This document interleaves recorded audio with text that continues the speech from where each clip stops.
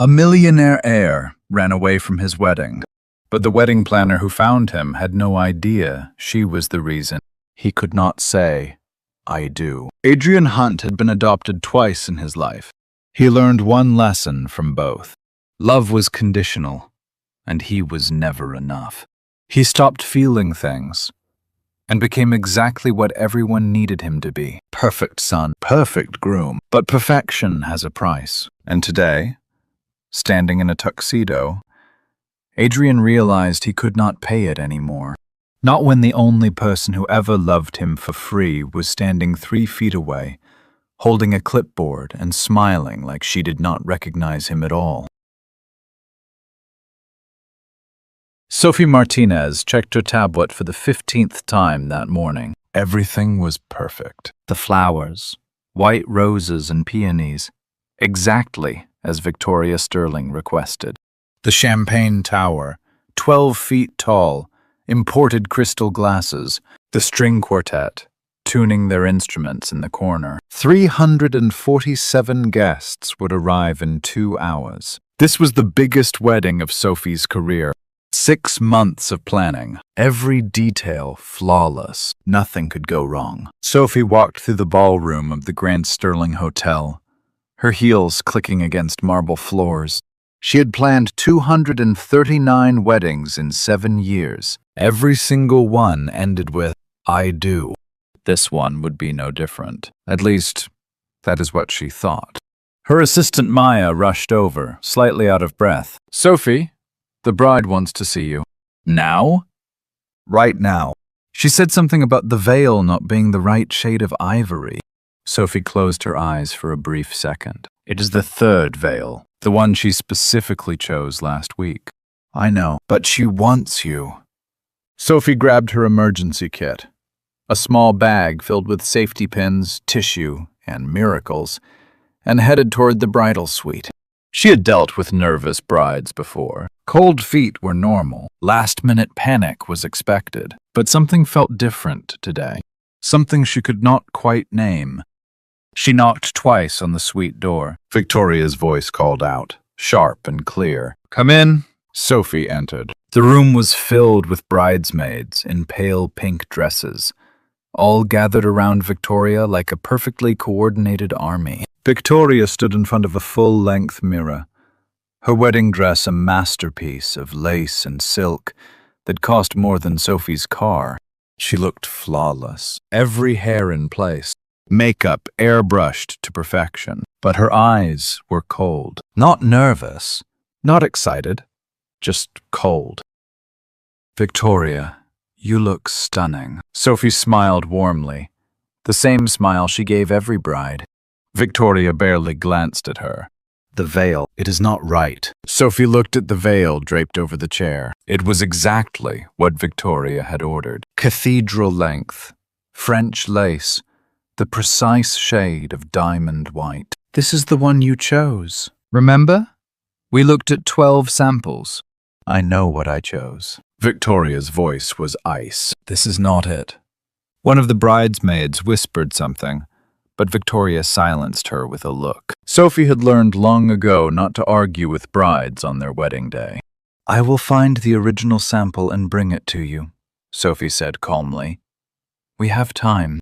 "We do not have time." Victoria turned to face her fully now. "The ceremony starts in 2 hours. My father invited half of Chicago's elite. The mayor is coming. 3 senators. This needs to be perfect." "It will be perfect," Sophie assured her. "I promise." Sophie left the bridal suite and immediately texted her assistant. "Maya, find the original veil sample from Sterling Bridal, the one from January." Maya replied instantly. "On it." Sophie exhaled slowly. Bridezilla moments were part of the job. She had handled worse, far worse. But something about Victoria Sterling made her uneasy. The bride was not nervous. She was not emotional. She was just going through motions, like checking items off a list. Marriage, check. Merger complete, check. Sophie shook off the thought. It was not her job to question why people got married. It was her job to make sure they did. She walked toward the groom's suite on the opposite side of the hotel. Standard protocol. Check on the groom. Make sure he had his vows, his ring, his sanity. She knocked on the door. No answer. She knocked again. Mr. Hunt? Silence. Sophie frowned and checked her phone. The groom was supposed to be getting ready with his groomsmen. She tried the door handle. It opened. The suite was empty. A tuxedo jacket hung neatly on a chair, shoes polished and waiting, but no groom. Sophie's heart rate picked up slightly. This was fine. He probably went for a walk. Grooms got nervous too. She checked the bathroom. Empty. She stepped back into the hallway and called Maya. Have you seen the groom? No. Why? He is not in his suite. Maybe he is with his father. Check the lobby. Check everywhere. Quietly. Do not panic anyone. Sophie ended the call and stood very still for 3 seconds, forcing herself to think. The ceremony was in less than 2 hours. Guests were beginning to arrive, and the groom was missing. She walked quickly through the hotel corridors, checking the library, the business center, the lounge. No sign of Adrian Hunt. Her phone buzzed. Sophie, I cannot find him anywhere. His groomsmen have not seen him since this morning. Sophie felt the first real wave of panic. Keep looking. I am checking the roof. She took the emergency stairwell up 6 flights, her heels abandoned on the 3rd floor. The rooftop access door was supposed to be locked. It was not.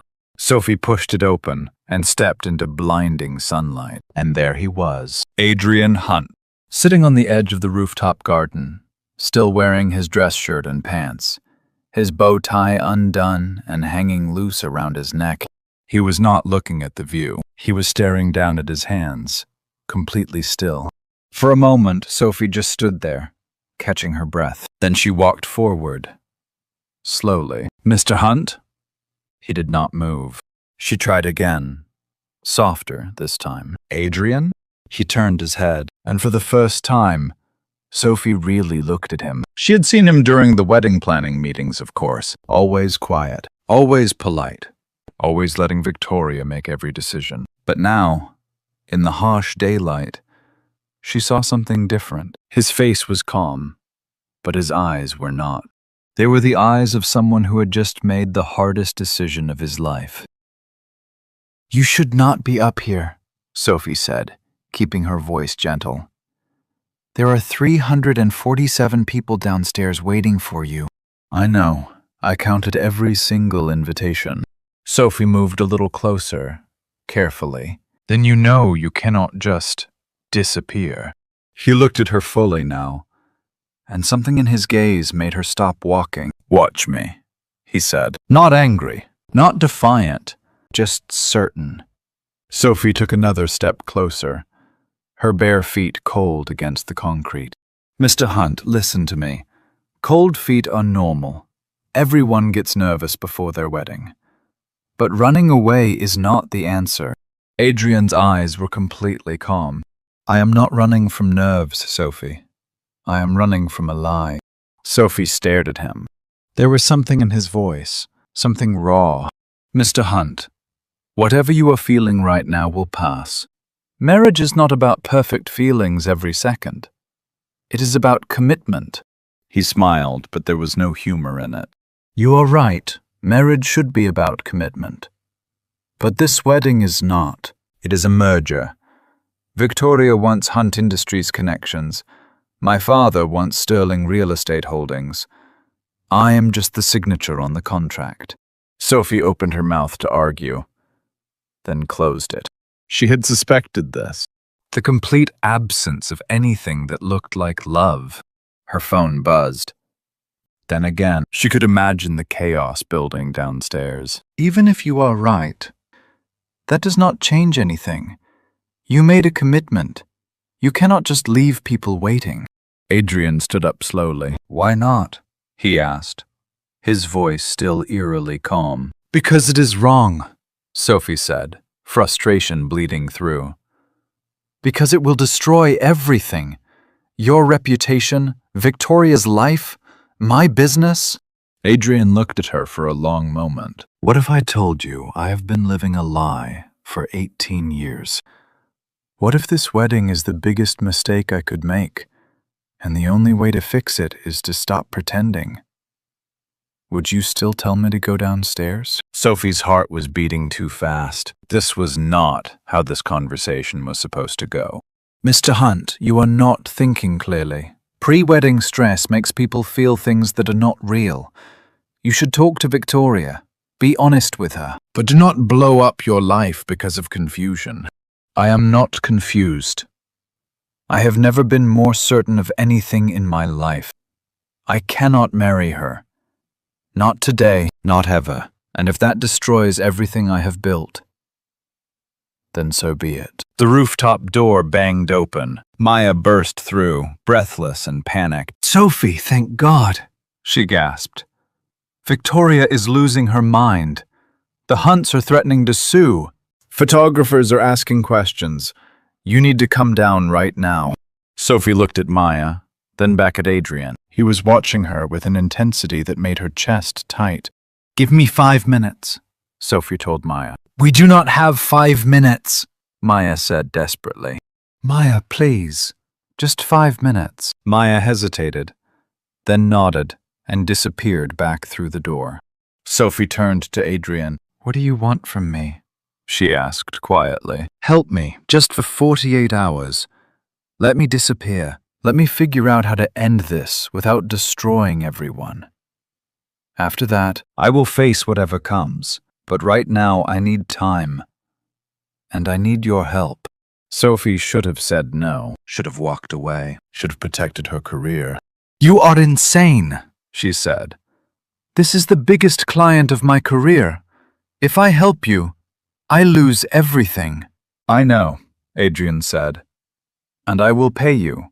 Whatever you lose, I will triple it. This is not about money, Sophie snapped. Then help me because you know I am right. His voice dropping. You have planned hundreds of weddings. You have seen people make promises they do not mean. Tell me honestly, do you think I should marry Victoria Sterling? Sophie looked at him, really looked at him, at the way his hands were steady, even though he was throwing his life away, at the calm in his eyes, even though everything was falling apart, and she knew. She knew he was right. No, I do not think you should marry her. Then help me, Adrian said. Sophie closed her eyes. This was career suicide, the end of everything she had built. But when she opened her eyes and saw Adrian still waiting, she heard herself say the words that would change everything. 48 hours, not a second more. And after that you face this properly. Adrian's shoulders dropped with relief. Thank you, he said quietly. Do not thank me yet, Sophie said grimly.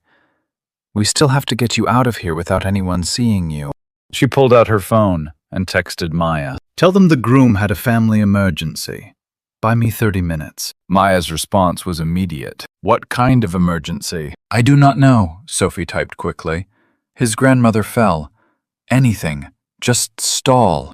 Sophie, this is insane. I know, Sophie replied. Do it anyway. She turned back to Adrian. Emergency stairs, now. They moved quickly, down 6 flights, Sophie leading, Adrian following in silence. Her mind was racing. This was the stupidest thing she had ever done. But as they reached the ground floor service exit, Sophie could not shake the feeling that she had just stepped off a cliff, and there was no going back. Finally, they burst through a door marked Emergency Exit Only, the parking garage. Sophie's car was on the 3rd level, a 10-year-old Honda Civic with a dent in the passenger door. She unlocked it quickly. Get in, back seat, and stay down. Adrian looked at the car, then at her. This is your car? He asked. Not everyone drives a Bentley, Sophie snapped. Get in. He climbed into the back seat without another word. Sophie grabbed a blanket from her trunk, emergency supplies she kept for outdoor weddings, and threw it over him. Do not move, she said. Do not make a sound. If anyone stops us, you are a pile of linens I am taking to be cleaned. She started the car and pulled out slowly. Her hands were shaking on the steering wheel. 3 levels down, 2 levels, 1 level. The exit was just ahead. Then she saw it. A black Mercedes pulling into the garage. She recognized the license plate immediately. Victoria's mother. Sophie's heart stopped. She kept driving, slowly, casually, like she had nothing to hide. The Mercedes passed within 5 feet of her car. Sophie did not breathe. The moment she disappeared, Sophie hit the gas. They burst out of the parking garage into bright sunlight. Sophie drove for 10 minutes before she spoke. "You can sit up now." Adrian emerged from under the blanket, his hair disheveled, his bow tie still hanging loose around his neck. "Thank you." Sophie did not respond. Her phone started buzzing. She ignored it. It buzzed again, and again, and again. "Where are we going?" Adrian asked. Sophie had not thought that far ahead. "My apartment," she said finally. "It is small, and no one knows about it. You can hide there while we figure out what to do next." Adrian was quiet for a moment. "I am sorry. I know this is not what you signed up for." "No," Sophie said. "It really is not." They drove in silence through the city. Sophie's mind was spinning with worst-case scenarios. Lawsuits, her business destroyed, her name ruined, all because she helped a stranger run away from his own wedding. A stranger who claimed he was living a lie. A stranger who looked at her like she was the only person who could understand. She pulled into the parking lot of her apartment building, a modest complex on the edge of the city. "This is it," she said. "4th floor, no elevator. And my neighbor is 90 years old and deaf, so no one will hear us." 1-bedroom apartment. Tiny kitchen. A couch that had seen better days. Walls covered with photos of weddings she had planned. It was nothing like the world he came from. "You live here?" he asked, then immediately winced. "I'm sorry, that came out wrong." Sophie closed the door and locked it. "Yes, I live here." "Not everyone has a penthouse. This is what a real person's apartment looks like." "I did not mean it like that," Adrian said quickly. "I just meant it is—" He paused. "It is nice. It feels like someone actually lives here." Sophie dropped her purse on the counter and finally looked at her phone. 43 missed calls. 62 text messages. She scrolled through them, her stomach sinking. Maya, panicking. Victoria, furious. Mr. Hunt, demanding answers. The last message from Maya made her hands go cold. "Sophie, they are saying you kidnapped him. They are calling the police. Where are you?" Sophie looked up at Adrian. "They think I kidnapped you." Adrian's face went pale. "No. I will call them right now. I will tell them this was my choice." "And say what?" Sophie asked. "That you are hiding in your wedding planner's apartment. That will make this so much better." She pressed her hands to her face. "This is insane. This is completely insane. I have lost my mind." Adrian took a step toward her. "Sophie, I am so sorry. I never meant for this to happen. I will fix this. I will tell them the truth." "Which truth?" Sophie asked. "That you do not love your fiancé? That you ran away from a merger disguised as a marriage, or that you convinced your wedding planner to help you disappear?" "All of it," Adrian said. Sophie looked at him, standing in her tiny apartment in his wedding shirt, a man who had everything, and walked away from it. "Why did you really run?" she asked quietly. Adrian was silent for a long moment. "Because I have spent 18 years being what everyone else needed. Perfect son, perfect heir, perfect groom. I stopped knowing who I was underneath all of it. And this morning, standing in that suite, I realized if I went through with this wedding, I would never find out." He looked at her. "And then I saw you on that rooftop. And for the first time in years, I felt like someone might actually understand." Sophie did not know what to say to that. Her phone buzzed again. She looked down. "Maya." "Sophie, please, wherever you are, just tell me. You are okay. Victoria is threatening to sue. The Hunts are calling everyone they know. This is turning into a nightmare." Sophie took a deep breath and typed back. "I am okay. Tell them the groom is safe. Tell them he will explain everything in 48 hours. Until then, everyone needs to stay calm. She hit send before she could second-guess herself. Maya's response was immediate. 48 hours? Sophie, what is going on? I cannot explain right now, Sophie typed. Just trust me, please. She put her phone down and looked at Adrian. 48 hours. That is what you asked for, and that is what I am giving you. But we need rules. Adrian nodded. Rule 1, Sophie said. You do not leave this apartment. No phone calls, no texts, no contact with anyone. Rule 2. After 48 hours, you go back and face this properly. You talk to Victoria. You talk to your family. You end this the right way. I will, he said quietly. Sophie grabbed the pizza box and set it on the counter. Are you hungry? She asked. Not really, Adrian admitted. Me neither, but we should probably eat something. They sat at her small kitchen table in awkward silence. Adrian still in his wedding shirt. Sophie still in her work dress, exhausted. This is the strangest day of my life. Mine too, Adrian replied. She looked at him across the table. There was something in his eyes when he looked at her. Something she could not quite name. Familiarity, longing, sadness. Why did you trust me? Sophie asked quietly. You do not even know me. Adrian's jaw tightened. For a moment she thought he might tell her. But then he just said, I had a feeling you would understand. Sophie did not push. She was too tired, too overwhelmed, too confused about why she had risked everything for a man she barely knew. They finished the pizza in silence. Sophie found a spare blanket and pillow. You take the couch. Bathroom is down the hall. If you need anything, just... She paused. Just knock, I guess. Thank you, Sophie, for everything. She nodded and turned toward her bedroom. At the door, she stopped. Adrian, in 48 hours we fix this. All of it. He met her eyes with a steady, unwavering look that told her he understood. She closed the door behind her and leaned against it. Her phone was still buzzing on the nightstand. She turned it off completely. In the living room, Adrian lay on the couch, staring at the ceiling. Sophie's apartment smelled like vanilla canned laundry detergent, nothing like the sterile perfection of the Hunt estate. It felt like home. She was so close, just one room away. The girl who had saved him 18 years ago. The girl who had just saved him. Again. And she still did not remember. Adrian closed his eyes. 48 hours. That was all he had. 48 hours to figure out how to tell her the truth.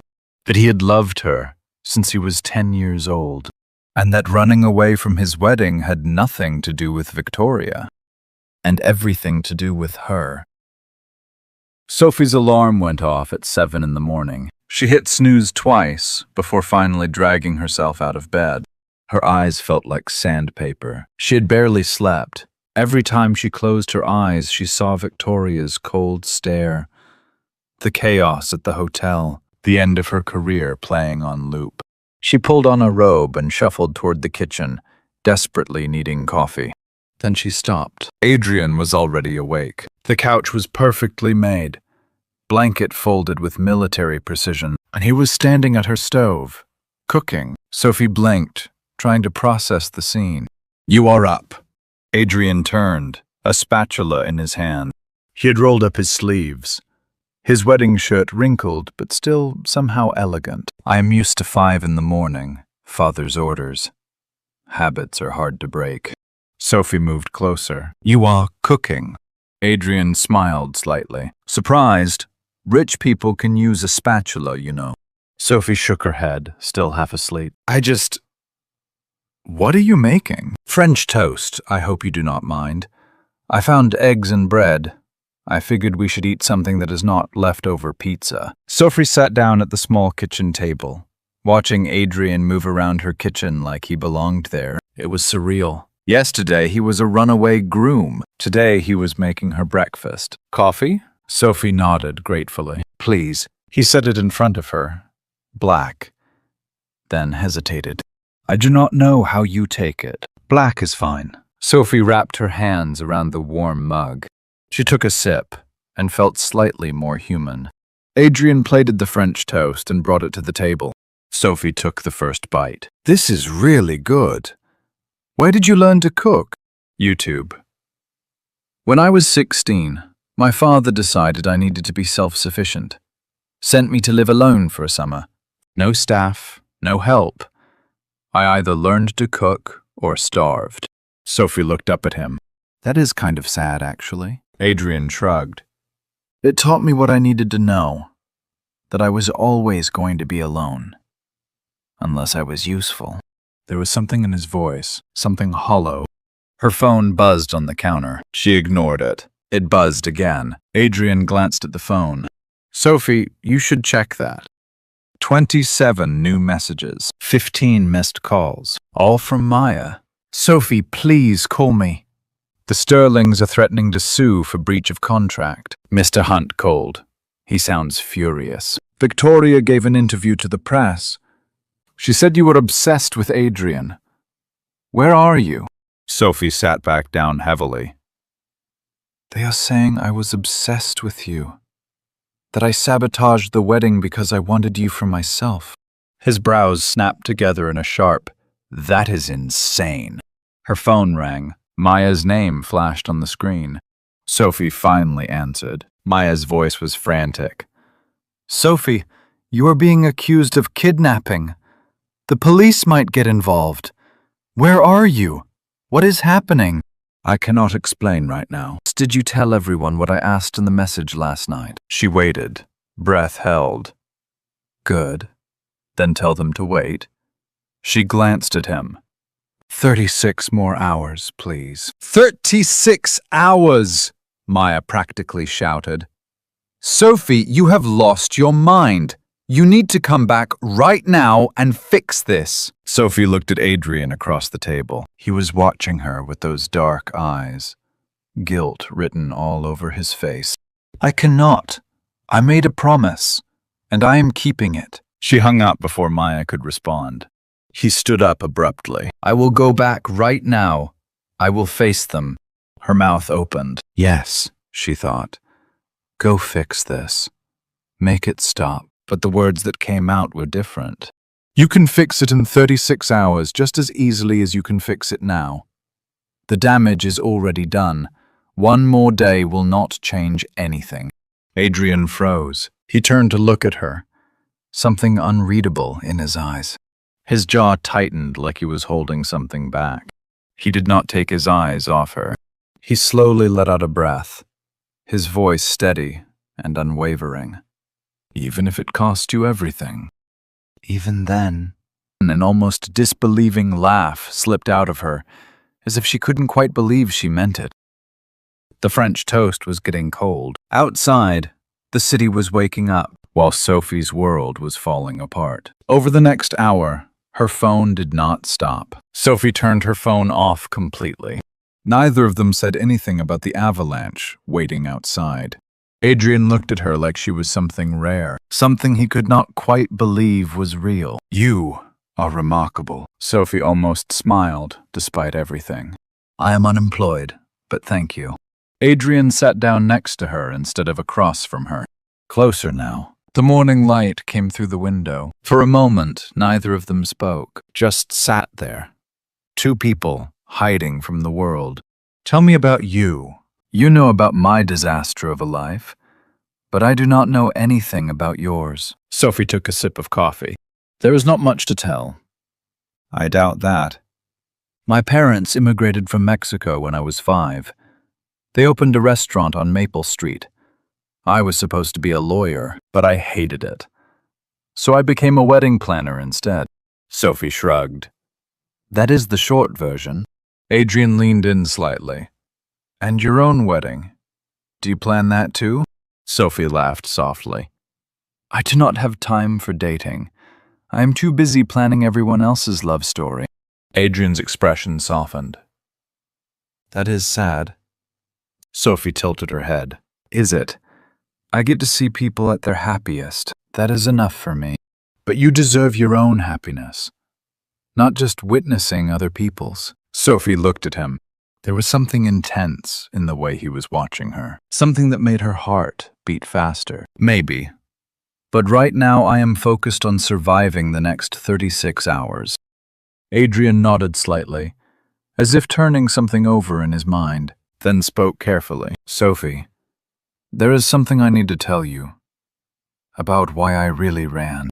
Sophie turned to face him. Their knees were almost touching. Adrian opened his mouth, then closed it. She could see him struggling with something. Adrian stared at her for a long moment before finally shaking his head. Never mind. It is not the right time. Sophie frowned. When will it be the right time? Adrian stood up. Sophie watched him move to the couch, put distance between them again. She did not understand what had just happened, but something had shifted, something neither of them was ready to name. They spent the rest of the morning in careful silence, but Sophie could not stop wondering, why had Adrian really run? And why did he look at her like she was the answer to a question he had been asking his whole life? By mid-morning, the apartment felt smaller. Sophie sat on the couch, scrolling through social media on her tablet. Every other post was about the runaway groom. Theories, speculation, photos of her face with captions like, "Where is she hiding him?" She closed the tablet. Adrian was standing by the window, staring at the street below. He had been there for 20 minutes, just watching the world go on without him. The silence was suffocating. Sophie stood up. "We cannot just sit here all day." Adrian turned. "What do you suggest?" Sophie walked to a closet and pulled out a battered board game box. Monopoly. When is the last time you played a game? Adrian looked at the box like it was a foreign object. I was 10, maybe. Sophie shook her head. That is sad. Really, really sad. She set up the board on the coffee table. Adrian sat down across from her, uncertain. I do not remember the rules. Sophie handed him the dice. You will learn, and fair warning, I am very competitive. They played for an hour. Adrian approached Monopoly like a business deal. Calculating. Strategic. Buying properties with ruthless efficiency. Sophie played with chaos, laughing when she landed on his hotels, arguing over rules she may or may not have invented. You cannot just make up rules, Adrian said, trying not to smile. Sophie grinned. My house, my rules. Pay up. Adrian handed over fake money. You are a terrible person. And you are losing. He was not losing. But watching Sophie celebrate every small victory made losing feel acceptable. By early afternoon, they had moved to the couch. Sophie scrolled through streaming options.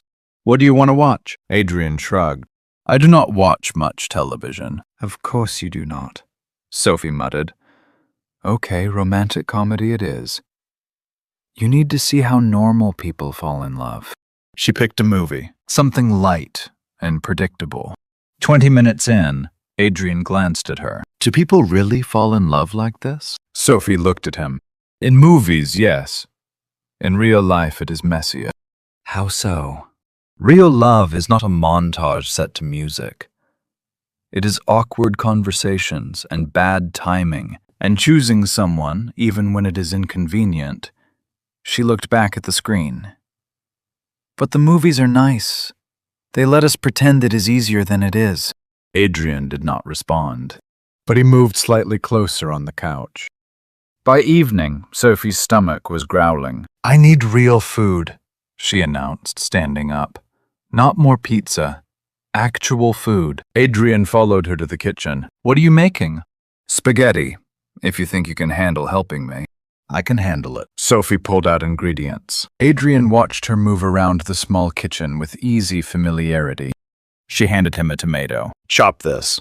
He took it carefully. You are not going to ask if I know how to chop a tomato? Sophie smiled. You made French toast this morning. I am trusting you with produce. They cooked side by side, Sophie stirring sauce, Adrian chopping vegetables with precision. It felt domestic, normal. Like they had done this 100 times before. Sophie reached for the oregano at the same moment Adrian turned with the cutting board. They collided. The cutting board tilted. Tomato sauce splattered across Sophie's face. She froze. Adrian froze. Then Sophie started laughing. Of course this would happen. Adrian grabbed a napkin. Here, let me. He reached toward her face, then stopped. His hand hovered in the air. Their eyes met. Sophie's laughter faded. The kitchen suddenly felt very small, very warm. Adrian's hand was still raised. Sophie could not breathe. Then Adrian stepped back. "You have sauce on your cheek." Sophie wiped her face with her own hand. "Got it, thanks." The moment broke, but something lingered in the air between them. They finished cooking in careful silence. They ate at the small table. The spaghetti was good, better than either of them expected. Sophie twirled pasta on her fork. "Can I ask you something?" Adrian looked up. "Of course." "What did you want to be before your family decided you would run hotels?" Adrian was quiet for a moment. "A teacher. Elementary school. I always thought it would be nice to help kids learn, to make them excited about the world." He smiled slightly. "Naive, I know." Sophie shook her head. "It is not naive. It is kind." Adrian looked at her. "My father said teaching was a waste of potential, that I was meant for bigger things." He put down his fork. I stopped arguing after a while. It was easier to just become what they wanted. Sophie leaned forward. "What will you do after 48 hours? Adrian exhaled slowly. "I do not know. For the first time in my life, I do not have a plan." He met her eyes. "And it is terrifying. But it is also freeing." Sophie understood that feeling. The terror of not knowing. The freedom of finally choosing. "You could still be a teacher. It is not too late." Adrian smiled. "Maybe. Or maybe I will be unemployed like you. We can start a club." Sophie laughed. "The Unemployed Runaways Club. Membership requirements include terrible decision-making and an inability to follow social norms." Sounds perfect. They cleaned up together, washing dishes, moving around each other in the small space like a choreographed dance. Neither of them mentioned the almost moment earlier, but both of them felt it. The apartment was dark now, except for the soft glow of the television. Sophie yawned. "I should probably sleep. Tomorrow is going to be another long day." Adrian nodded. "Thank you for today, for making this bearable." Sophie smiled. "You are surprisingly good company for a runaway groom. You are surprisingly patient for someone whose life I destroyed." They stood there for a moment, not quite ready to say goodnight. Sophie finally turned toward her bedroom.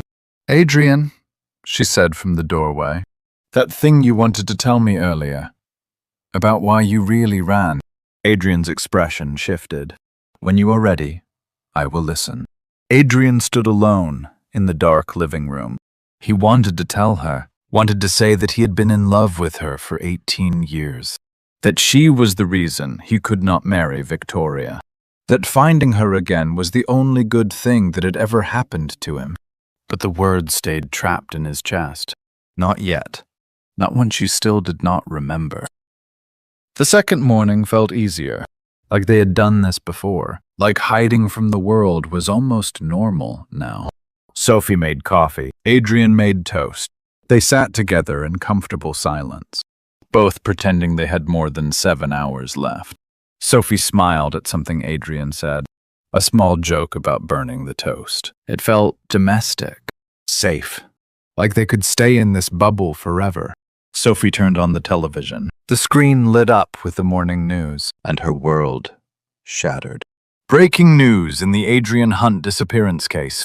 The anchor's voice filled the small apartment. Victoria Sterling gave an exclusive interview last night, claiming wedding planner Sophie Martinez may have orchestrated the groom's disappearance. Meanwhile, reporters have gathered outside Martinez family restaurant on Maple Street, seeking answers from the planner's parents. The camera cut to footage. Sophie's father, standing in front of their restaurant. Cameras flashing.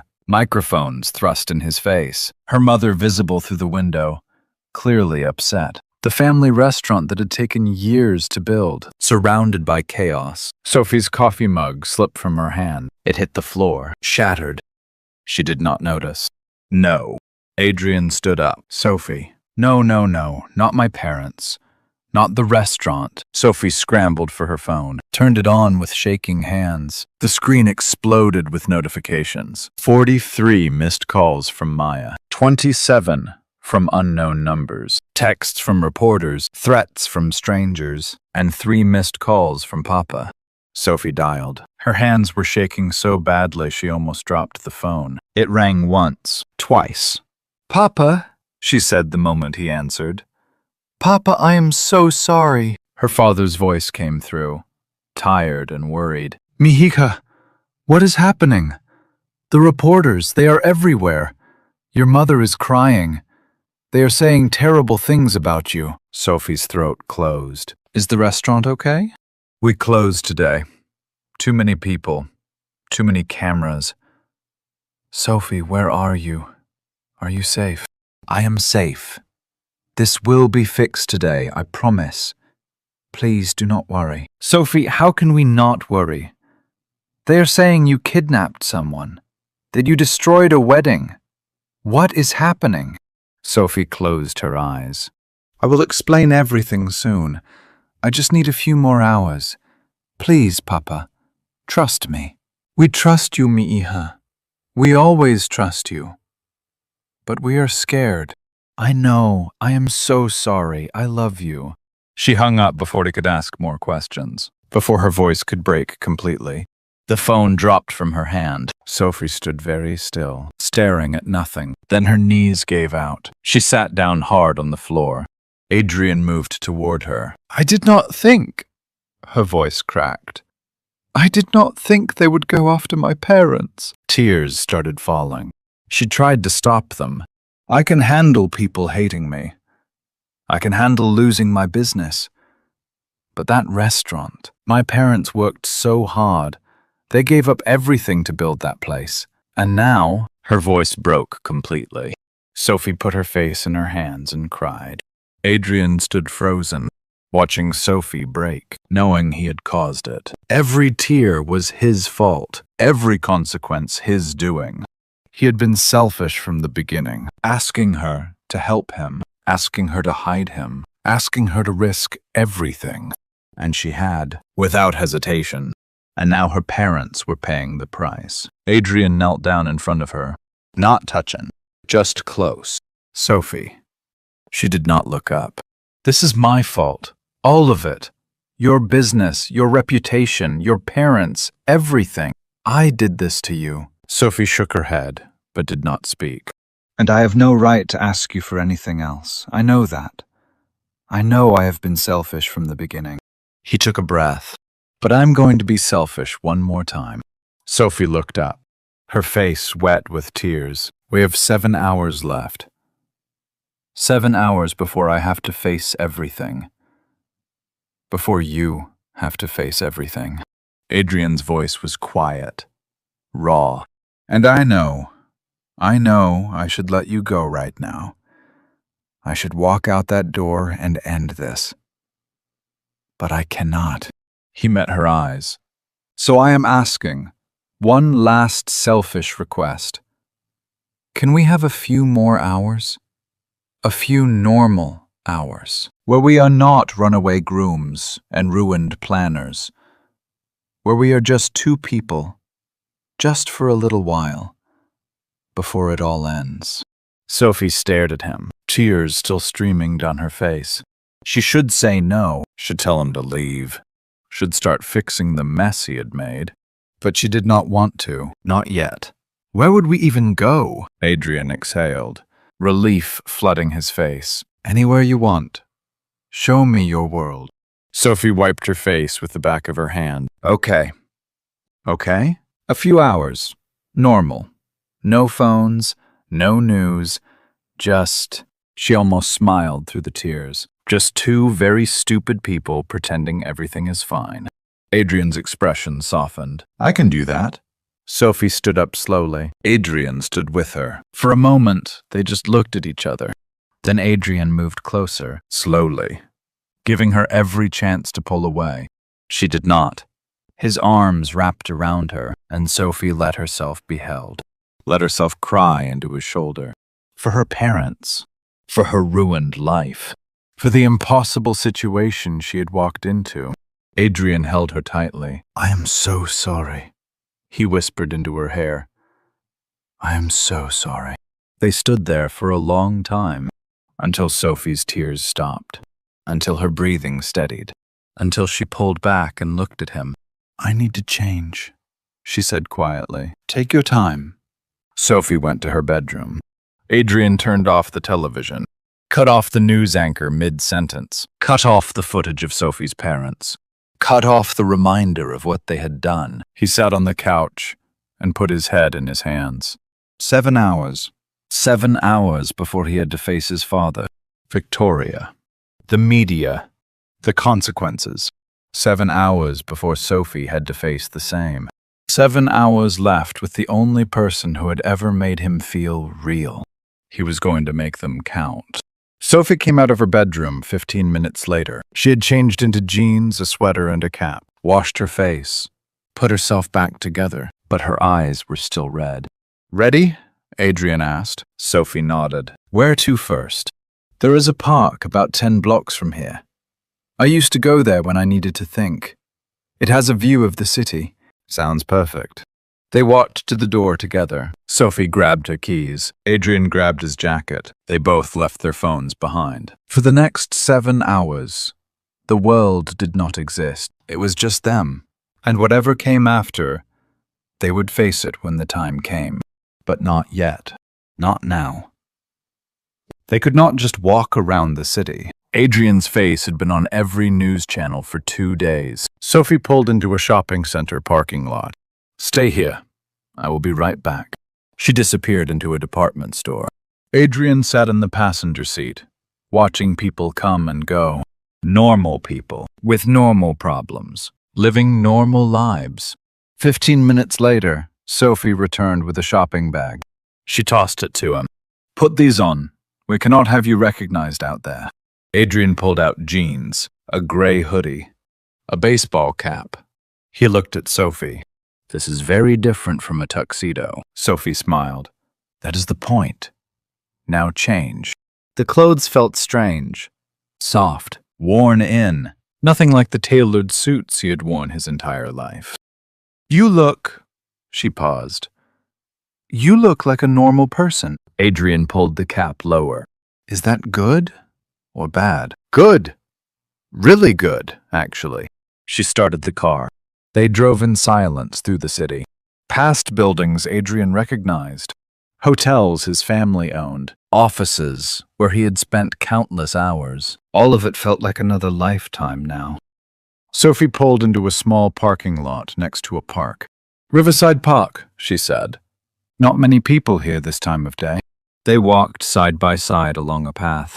The afternoon was cold, gray clouds overhead, but it felt good to be outside, to move, to breathe air that was not recycled through Sophie's small apartment. Sophie led him to a bench overlooking the water. The city skyline stretched out before them. They sat down. "You come here often?" Sophie nodded. "When I need to think, this is where I planned my first proposal. Not mine, a client's. He was terrified. I had to push him forward." Adrian turned to look at her. "Did she say yes?" Sophie smiled at the memory. 10 years ago. They are still married. 2 kids now. They send me Christmas cards every year. "You are good at your job." Sophie's smile faded. "I was." Adrian glanced at Sophie. She was staring at the skyline, her expression unreadable. "What are you thinking about?" Sophie did not look at him. "Tomorrow. What happens? When the 7 hours are up, when we have to face everything." Adrian was quiet for a moment. "I will tell them the truth. That I cannot marry Victoria, that I never could, that running was the only honest thing I have done in years. And me? I will tell them you tried to stop me, that you had nothing to do with my decision, that I manipulated you into helping me. I will not let you take the blame for my choices." Adrian met her eyes. "You have already sacrificed enough." Sophie looked away. "My parents will never understand. They worked so hard to give me opportunities, and I threw it all away to help a stranger run from his wedding." You did not throw anything away, Adrian said quietly. You chose kindness over self-interest. That is not weakness. That is strength. Sophie's eyes were bright with unshed tears. It does not feel like strength. They sat in silence. The sun was sinking lower, shadows stretching across the park. Come on, Sophie stood up. There is one more place I want to show you. They walked back to the car, drove deeper into the city. Sophie pulled up in front of a narrow building, wedged between two larger ones. A hand-painted sign read Cornerstone Books. They stepped inside. The shop was tiny, shelves floor to ceiling, stacks of books on every surface. The smell of old paper and coffee filled the air.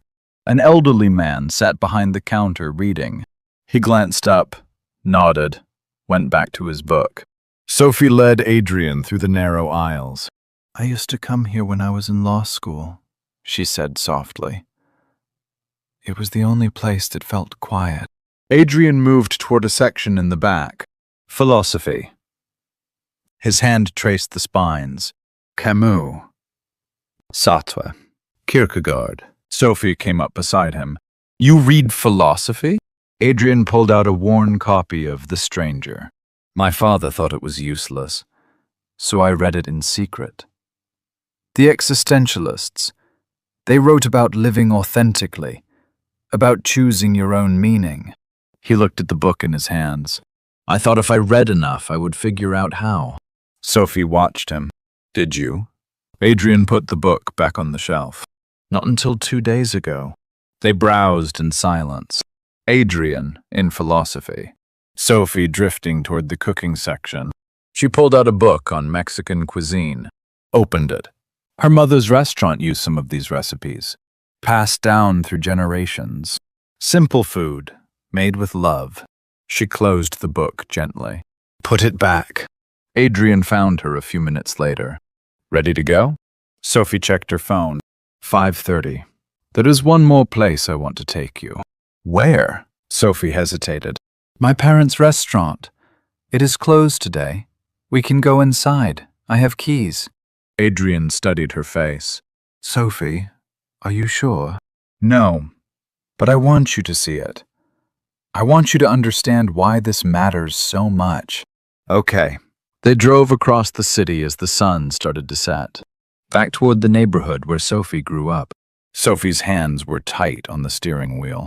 She turned onto Maple Street, slowed down. There was the restaurant, Martinez Tacos. The sign her father had painted himself.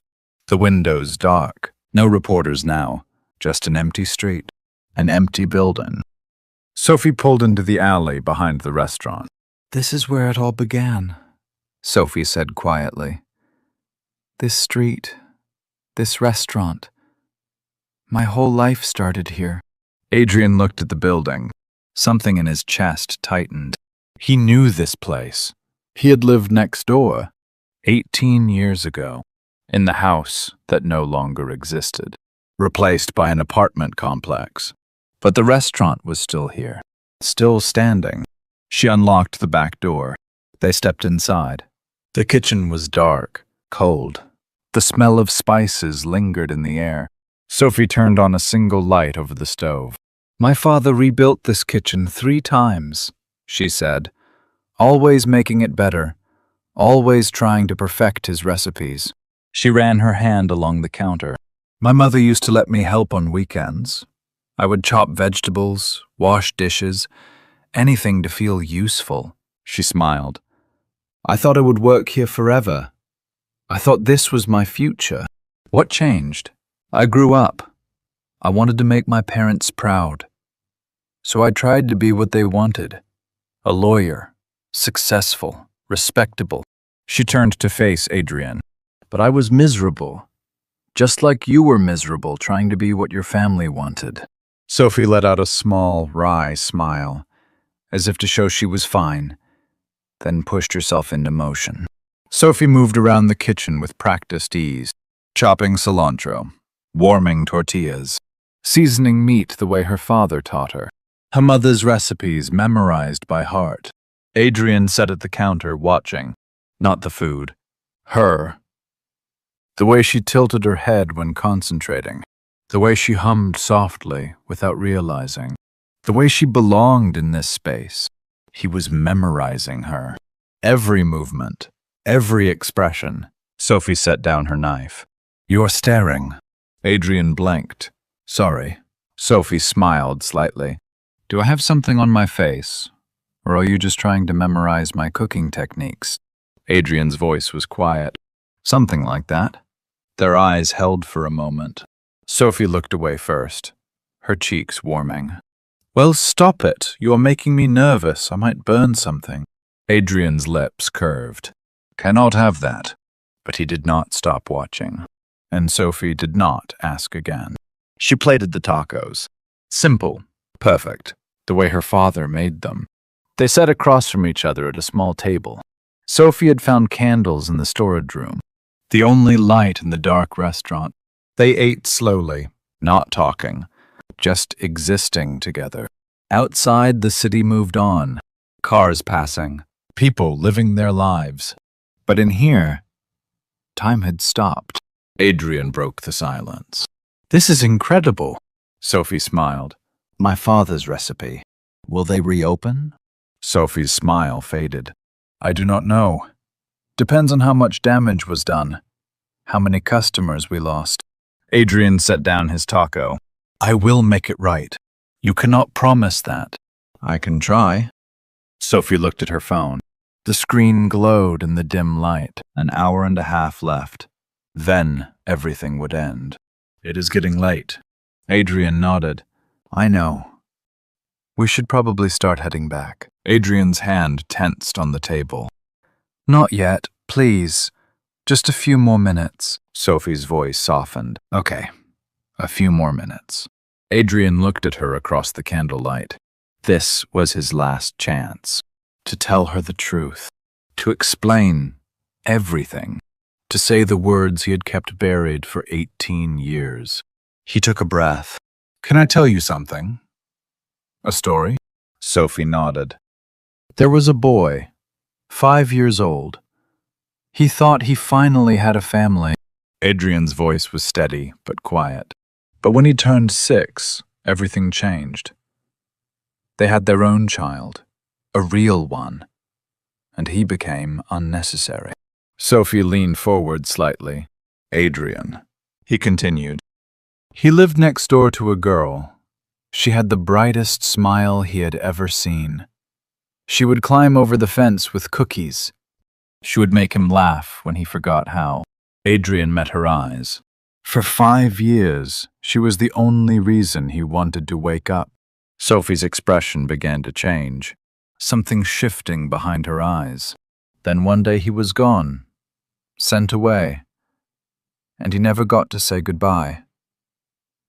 But he never forgot her, not for a single day in 18 years.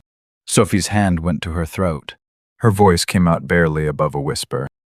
What was her name? Adrian held her gaze. Sophie. Her name was Sophie Martinez.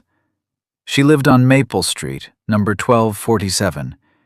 Her parents ran a taco restaurant. She wore a yellow dress with sunflowers on Sundays. Sophie's hand flew to her mouth. Tears spilled over, memories flooding back. A quiet boy next door. Long sleeves, even in summer. Bruises she pretended not to see.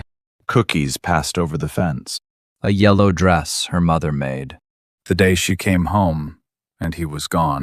How she waited. How she never saw him again. Her voice broke. The boy with the long sleeves, even in summer. Adrian smiled through his own tears. You remember? Sophie stood up abruptly. Her chair scraped against the floor. It is you. It was really you. Adrian stood slowly. I never forgot you, Sophie. Not for a single day in 18 years. Sophie's face crumpled. You disappeared. I looked for you. I waited for you. Adrian moved around the table. I am so sorry. I am so sorry. Sophie closed the distance between them, threw her arms around him. Adrian held her like he had wanted to for 18 years. They stood in the dark restaurant, holding each other, crying for the children they were, for the years they lost, for finding each other again. The candles flickered. The world outside did not matter. Nothing mattered except this. Sophie's voice was muffled against his shoulder. I thought I would never see you again. Adrian kissed the top of her head. I am here. I am here now. Do not leave again. Never. I promise. Never. They pulled back just enough to see each other, faces wet with tears, eyes red, but smiling. Really smiling. For the first time in 18 years, Adrian felt whole. For the first time in 2 days, Sophie felt like everything might be okay. The clock on the wall showed 8:15, 45 minutes left. But right now, in this moment, they had everything they needed. Each other, the truth, and a love that had survived 18 years of separation. Some things were worth waiting for. Some things were worth fighting for. And standing in her parents' restaurant, holding the boy who had been her first friend, her first love, Sophie knew this was worth everything. They stood there for a long moment, foreheads touching, breathing each other in. 18 years of separation, 48 hours of hiding, all leading to this. Adrian's voice was barely above a whisper. 48 hours. That is all we had. And they should have been filled with fear and panic. But somehow, they were the happiest hours of my life. Sophie's eyes filled again. I know, wrong timing, wrong situation, but right person. Sophie smiled through her tears. Right person. The words hung between them. A promise. A truth. Sophie squeezed her eyes shut, letting out a shaky breath as if she had no choice. We have to go back. Adrian nodded slowly. I know. They are waiting. Your family. Victoria. Everyone. I know. But they stayed frozen. Not yet. Just a few more seconds. A few more breaths. A few more heartbeats together. Sophie stepped back first and Adrian watched her, memorizing this moment. Her standing in her parents' restaurant. The girl who saved him twice.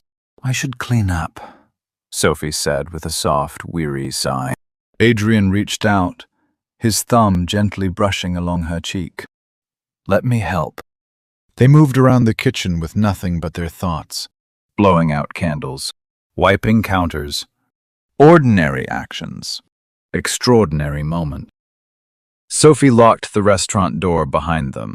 The street was dark, empty. Ready? Sophie asked, her voice deliberately bright and steady. Adrian looked back at the restaurant one last time. They drove through the city without a word. Past the park where they sat that afternoon. Past the bookstore where Adrian found philosophy. Past the hotel where it all began. At a red light, Adrian turned to look at her profile. I will still have you, right? Sophie's voice caught. You will always have me. Just before the light turned green, his hand slid over hers on the gear shift, gently closing around it. She parked in front of her building, turned off the engine, but they held still. The clock on the dashboard showed 8:55. 5 minutes until 9. 5 minutes until 48 hours ended. 5 minutes until everything changed. This is it, Sophie said, accepting that the final moment had truly arrived. Adrian shook his head slightly. Not it. Just the beginning. Silence settled over the car. Heavy. Weighted with everything they could not say. We should say goodbye. Sophie's hand shifted, trying to slip free. Not yet. 1 more minute, please. Just 1 more. Adrian threaded his fingers through hers. They sat in the dark car, just being. 1 more minute. Then another, both of them unwilling to be the one to let go. Sophie lifted the corners of her lips, trying to smile, and faced him fully. Adrian looked at her. This woman who risked everything, who remembered him, who loved him when he was 5 years old, and loved him still. Sophie leaned across the console. Adrian met her halfway. This kiss was different from the first. Not desperate, not urgent, just goodbye. And I love you, and I will see you again. All the words they could not say, said without speaking. They pulled apart, slowly. Sophie's hand lingered on his face. Go, before I change my mind and make you stay. Adrian's smile was sad. I would stay if you asked. I know. That is why I am not asking. Adrian opened the car door. The cold air rushed in, breaking the bubble they had built. He stood on the sidewalk, leaned down to look at her through the window. I will call you as soon as I can. I will be waiting. Tears pooled in her eyes, and he could see her fighting not to let them fall. Adrian, go. Be brave. Adrian got in a taxi, without looking back. If he looked back, he might not leave. The taxi pulled away. Sophie watched until the taillights disappeared around a corner and let herself cry. Not from sadness, from hope, from the impossible possibility that maybe, just maybe, everything would be okay. The taxi drove through empty streets toward the place where Adrian's old life waited. He pulled out his phone and turned it on. 147 notifications. He ignored them all and just opened a message to his father. Typed 3 words. I'm coming, and sent. Then he turned the phone off again. Looked out the window at the city passing by. Now he was running toward consequences, toward the possibility of a life he chose. The taxi pulled up in front of Crawford Hotels. 40 stories of glass and steel. His father's empire. His prison for 18 years. He took a breath, squared his shoulders, and walked through the doors, ready to face whatever came next. Because now Adrian Hunt knew exactly who he was, and exactly who he loved. And that was worth everything.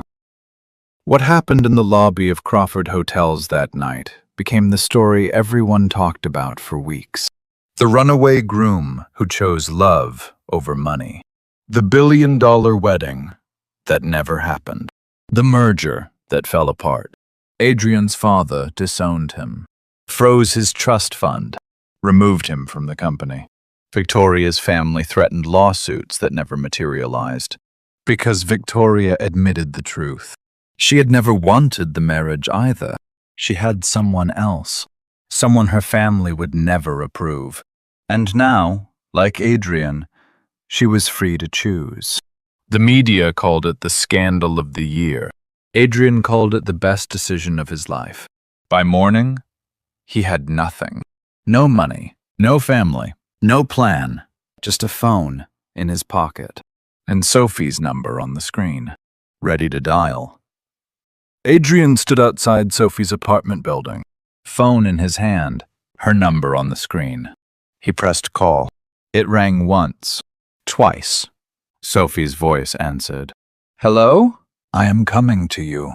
Adrian's voice was steady, certain. Where are you? Outside your building. The line went quiet. Then he heard footsteps. Running. The apartment door burst open.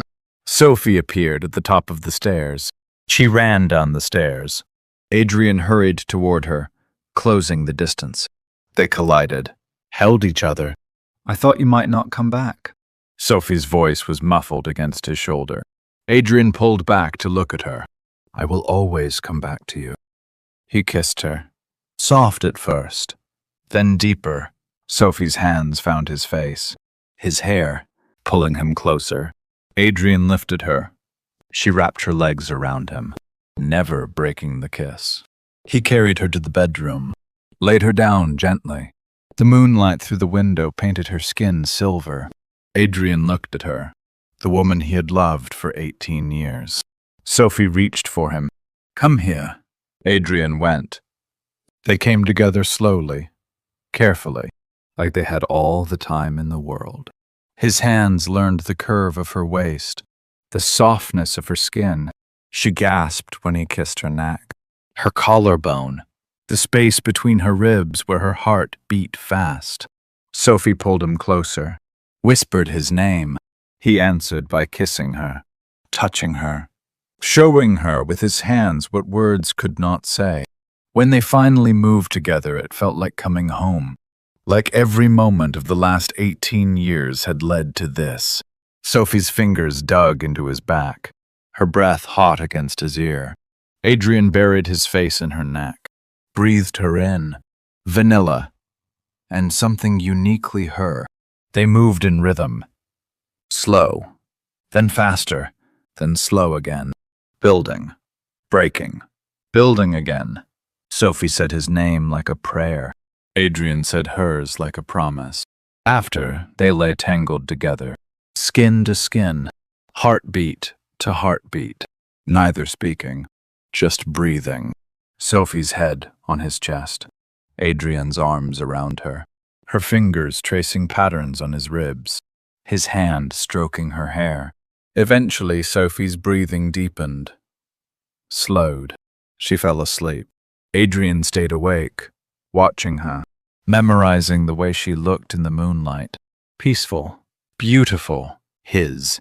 He did not sleep, could not, because morning would come, and he would have to leave.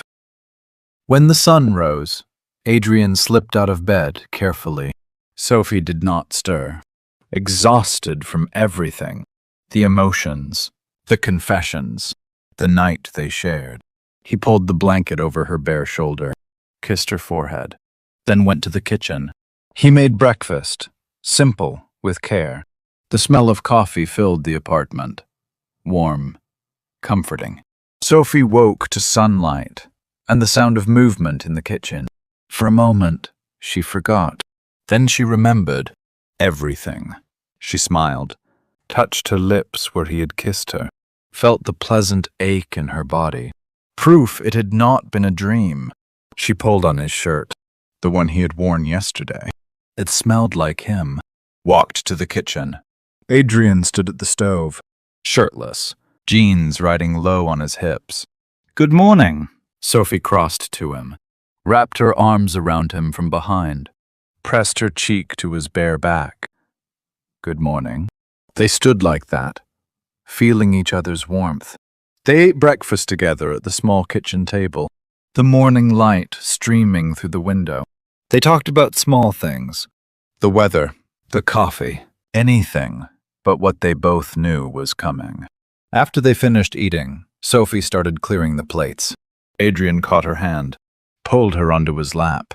She settled against him, her head on his shoulder, his arms around her waist. They sat like that in silence for a long time. "I have to leave for a while." Adrian's voice was quiet but steady. Sophie did not move, did not look at him, just nodded against his shoulder. "I need to face my father, deal with the consequences, figure out who I am without the family name or the money."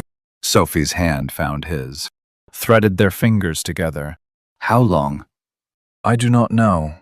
Maybe months, maybe a year. But I will come back." Sophie finally looked up at him. Her eyes were bright with tears she was trying not to shed. "What if you change your mind about me?" Adrian cupped her face with his free hand. "Impossible.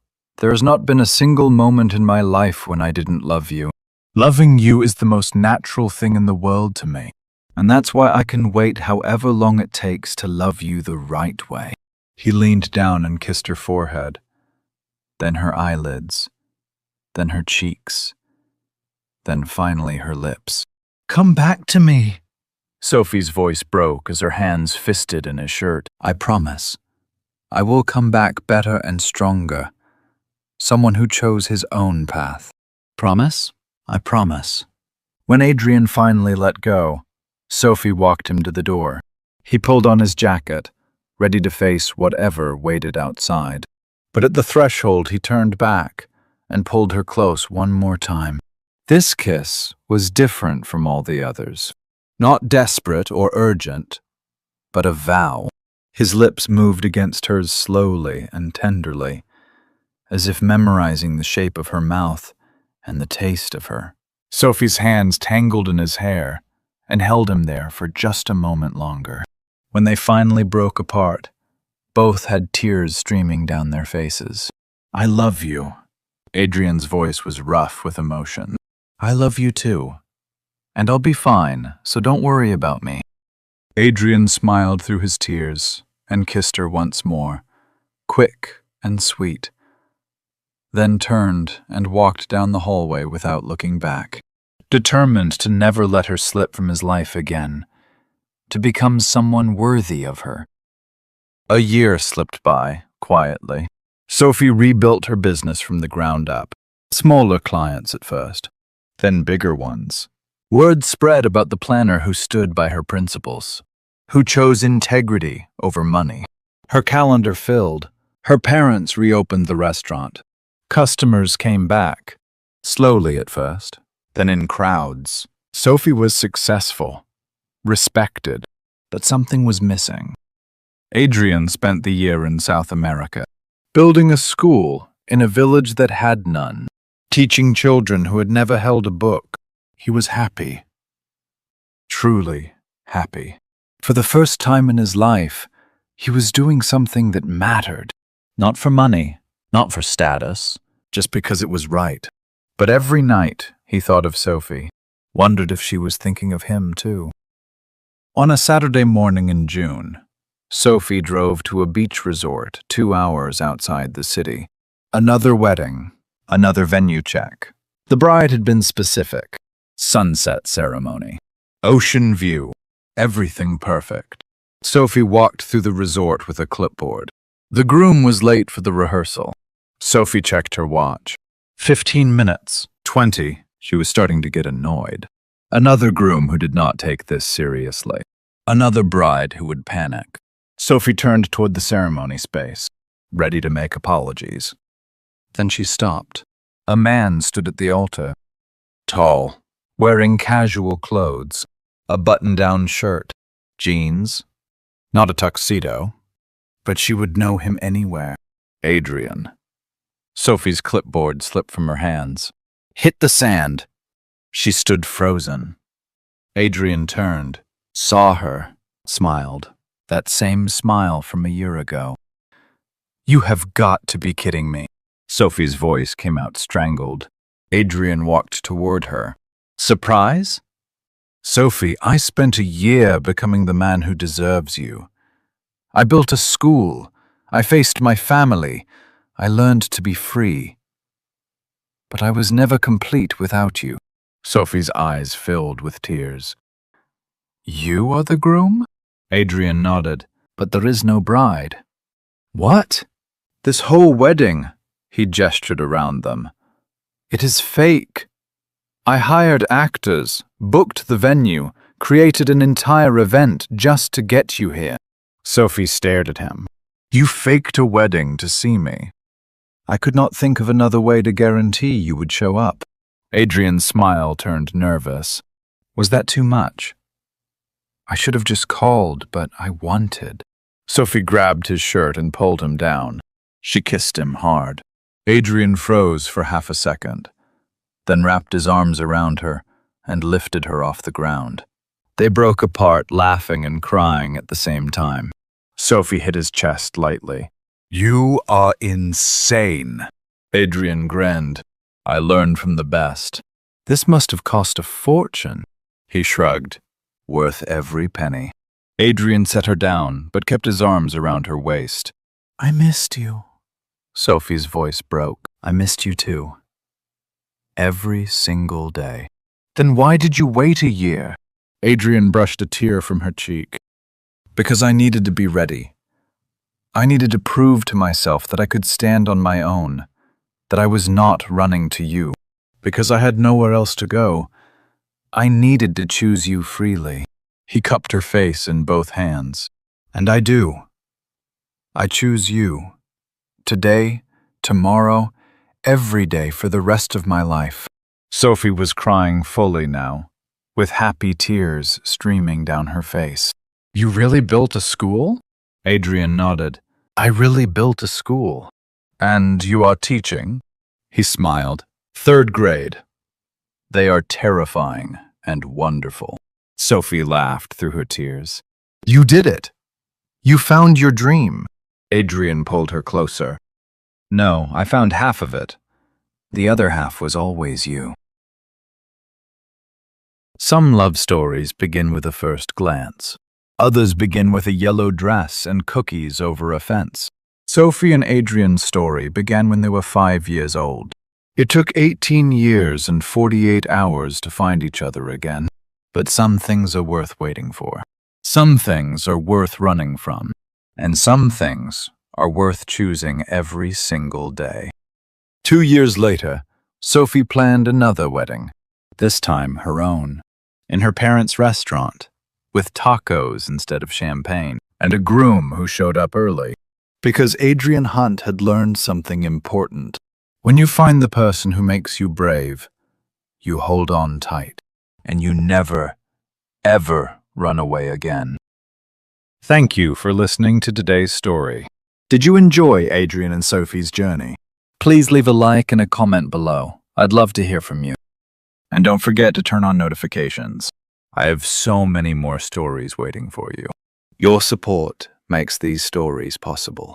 I will see you in the next story. Thank you.